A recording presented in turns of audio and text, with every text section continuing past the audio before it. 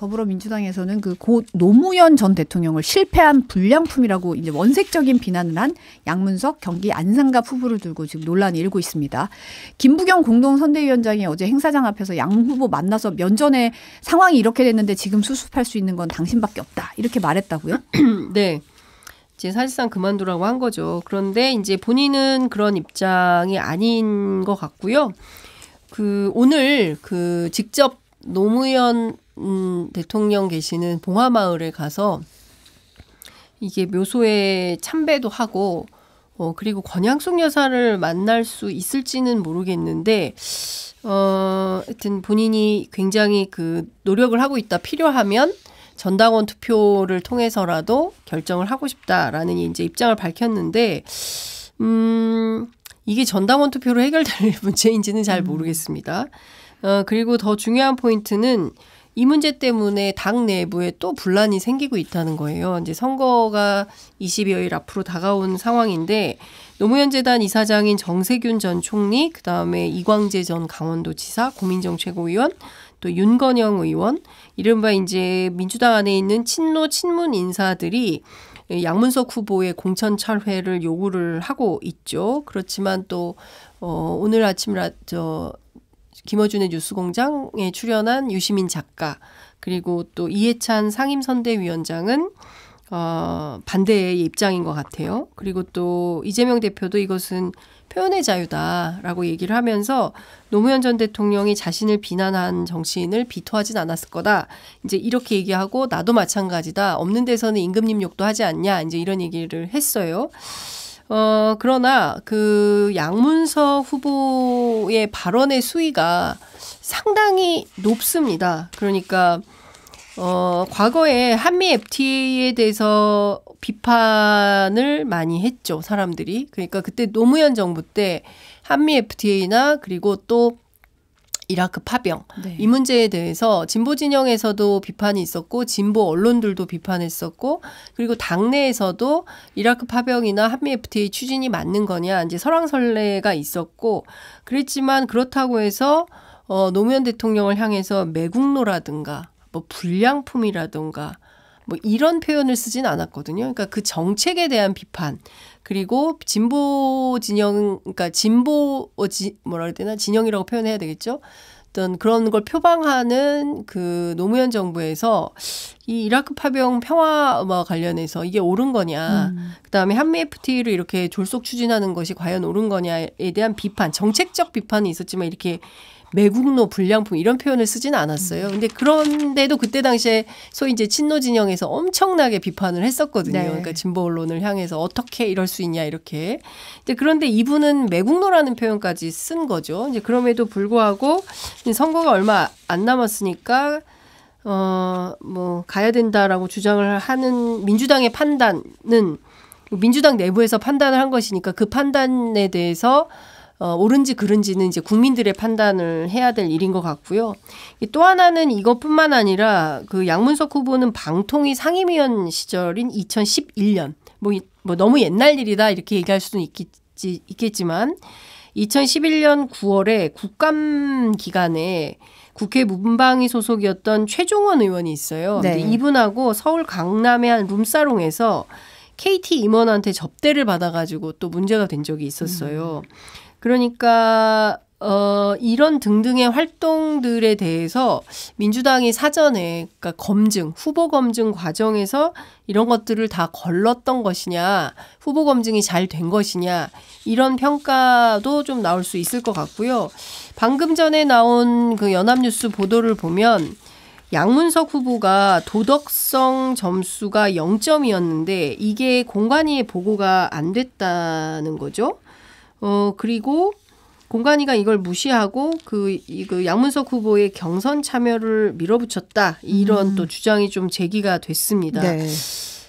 제가 보기에는 양문석 후보와 관련해서 당내에 상당히 논란이 되고 있고 이 문제가 일파만파 커지면 민주당 내부에서도 이 문제를 그냥 넘기기는 어렵지 않을까라는 판단이 좀 듭니다. 네.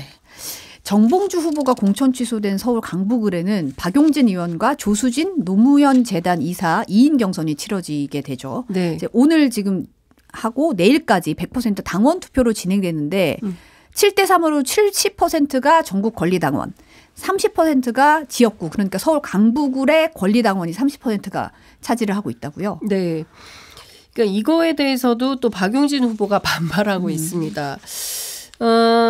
지금까지 뭐 이런 게 없었다는 거예요. 그러니까 무슨 얘기냐면 출마 자격 제한을 풀고 또 전당원 투표로 7대3으로 한다고 하니까 도전자만 한 20명가량 정도 몰렸다는 거고요. 네. 지금까지 어제 오후에 회의를 열어가지고 전략공관위에서 결선 없는 1인 2표제로 하고 전국 권리당원 70, 지역구 30 뭐 이렇게 해서 이제 결정이 된다는 건데 이렇게 되면 아마도 그러니까 박용진 후보가 상당히 어렵게 될 거다. 그러니까 네. 최소한 득표율이 64.2%를 받지 못하면 탈락하는 구조다. 이제 이런 얘기를 하고 있습니다. 그러니까 이게 가산점도 있는 그렇죠. 거죠. 이제 깎이는 점수. 아니죠. 가산이 아니라 감산. 감산. 그러니까 30% 감산이 있기 때문에 이런 거죠. 박용진 후보는 30% 감산이 있고 그다음에 조수진 후보는 신인 여성이기 때문에 25% 가산 점수가 있는 거예요. 그러니까 한 사람은 깎이는 점수가 30%고 한 사람은 더해지는 점수가 25%이기 때문에 이거는 상당히 이제 박용진 후보에게는 어려운 그런 경선이 될 걸로 보이고요. 당 내부에서는 박용진 찍어내기 아니냐라는 비판이 나오고 있고 실제로 조수진 후보가 이제 상황을 보면 이제 후보로 결정될 가능성이 매우 높은 그런 경선이 될 거다 이렇게 얘기가 나오고 있고요.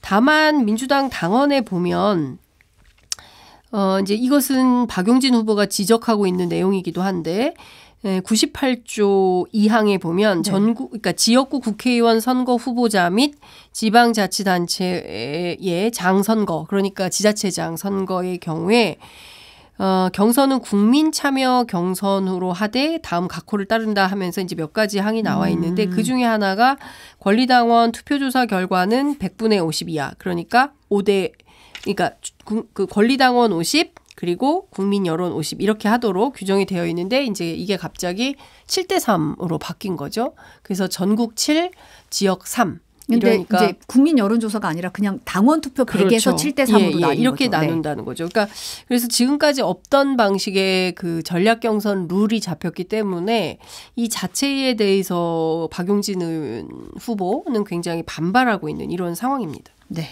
국민의힘으로 잠깐 넘어가 보면 국민의힘 공관위가 이제 도태 후보에 이어서 막말 논란 빚은 부산 수영의 장해찬 후보 공천을 취소했습니다. 네. 굉장히 장시간의 논의 끝에 결론을 내렸다고 하는데 이런 결정 내린 이유는 뭘까요? 일단 중요한 거는 수도권 선거가 상당히 어렵기 때문에 그렇겠죠. 그러니까 전체 122석, 48%의 의석이 걸려있는 수도권 선거 장해찬 후보 때문에 망치면 큰일 난다 이런 판단을 했을 걸로 보이고요. 그리고 더 중요한 포인트는 지난주 여론조사가 저는 상당히 큰 역할을 했을 걸로 보이는데 네. 부산에서도 불리한 흐름이 잡히기 시작했기 때문에 그렇습니다. 리얼미터 조사. 그렇습니다. 지난주 리얼미터 조사를 보면 부울경에서 민주당 지지율이 7% 올랐어요. 27.7에서 34.7%로 7%포인트 올랐고 국민의힘 같은 경우에는 12.4% 하락을 합니다. 61.4에서 49.0%로 하락을 하면서 경우에 따라서는 수도권뿐만 아니라 부울경에서도 국민의힘 지지층이 상당히 흔들릴 수 있겠다라는 판단을 한 걸로 보이고요. 누가 보더라도 장해찬 후보의 과거 발언이 그러니까 후보로 내세우기에는 조금 이분을 좀 뽑아주세요. 이분이 국민의힘 후보입니다라고 하기에는 발언의 수위가 상당히 높았기 때문에 내부에서 이러저러한 비판이 있었던 거 아닌가라는 게 감지가 되고요. 지금 장해찬 후보 지역구에는 정현욱 전 동아일보 논설위원이 이제 그 후보가 됐는데 이분도 사실은 부산 진을에 공천을 신청했다가 이 지역에서 패배하고 옮겨간 케이스거든요. 네. 그래서 관련해서 유권자들이 어떤 선택을 할지는 좀 지켜봐야 될 것 같습니다. 도태우 후보 같은 경우는 도태우 변호사죠. 공천 취소된 이제 5.18 폄훼 발언으로 공천 취소됐는데 탈당하면서 무소속 출마를 선언했어요. 네. 근데 이렇게 되면 사실은 도태우 변호사가 사과했던 그 진정성에 대해서 어떻게 봐야 되나 이런 논란이 일고 있는 것 같은데요. 그러니까 이제 그런데 도태우 변호사만 그런 게 아니고요. 그러니까 소위 이제 그 종편 뭐 이런 데 출연하는 보수 우파 패널 가운데도 도태우 변호사가 뭘 잘못한 거냐, 뭐가 문제냐, 문제적 발언을 한 게 뭐가 있냐, 이렇게 반박하는 분들이 있습니다. 그런데 실제로 도태우 변호사가 한 5.18 민주화운동 폄훼 발언은 제가 앞서도 말씀드렸지만 5.18 특별법으로 처벌 가능한 수위의 발언이거든요. 5.18 민주화운동에 대한 허위사실 유포 금지 조항이 특별법 제8조에 규정이 되어 있고요.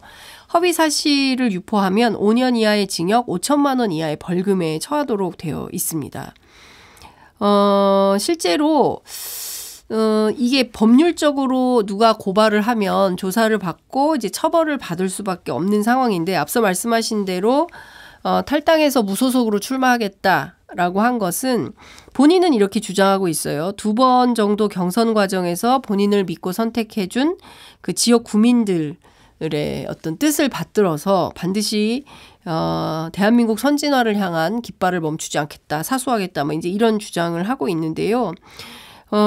사실 상당히 심각한 문제적 발언이고 인식이죠. 이것뿐만 아니라 뭐 일베 활동했던 전력, 과거의 부정선거, 지난 총선을 부정선거라고 하고 했던 전력, 또 박근혜 전 대통령의 변호인으로 탄핵을 부정한 등의 뭐 태도 등등을 이제 밀어볼 때 이런 분을 공당의 대표로 추천하는 것이 과연 옳으냐에 대한 비판이 있는 게 사실이지만 본인은 이제 잘못이 없다고 주장하고 어떻게 반대의 주장을 펴냐면 본인은 박근혜 전 대통령 변호인으로 참여를 했고 2018년 남북 군사합의 후 문재인 대통령을 여적죄로 고발을 했고 그리고 2023년 이재명 대표 구속영장을 기각한 유창훈 판사를 고발했다.